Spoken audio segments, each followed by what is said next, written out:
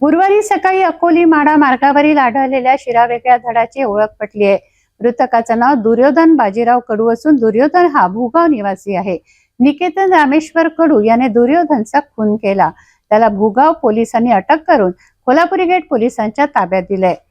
गुरुवारच्या दुपारी Kolhapuri gate police station हद्दीतील अकोली स्मशानभूमीजवळ शीर नसलेला मृतदेह आढळल्याने परिसरात एकच खळबळ उडाली होती।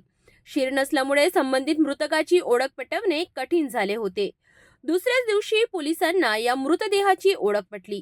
मृतक हा भूगाव निवासी 63 वर्षीय दुर्योधन बाजीराव कडू असल्याची ओळख पटली आहे। भूगावातीलच निकेतन रामेश्वर कडू या व्यक्तीसोबत दुर्योधन कडूला शेवटचं बघितलं गेलं अशी माहिती ग्रामस्थांकडून पोलिसांना मिळाली।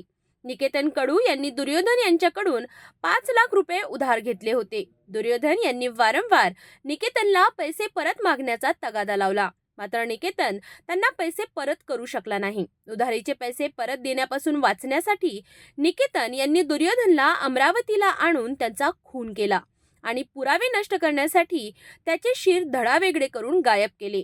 मात्र पोलिसांनी दुसऱ्याच दिवशी मृतकाची ओळख पटवून मृतकाच्या खुनाला अटक केली आहे।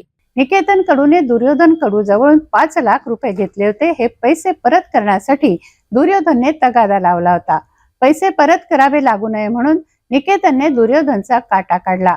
अमरावतीला आणून दुर्योधनचा निर्घृण खून केला। निकेतन कडू हा भारतीय सेना दलात कार्यरत आहे। आरोपी निकेतन कडूला भूगाव पोलिसांनी अटक केली असून भूगाव पोलिसांकडून आरोपी निकेतनला कोल्हापुरी गेट पोलिसांनी ताब्यात घेऊन त्याची कसून चौकशी सुरू केली आहे। शीर नसलेल्या मृतदेहाची ओळख पटवून पोलिसांनी दुसऱ्याच दिवशी या आरोपीला अटक केली।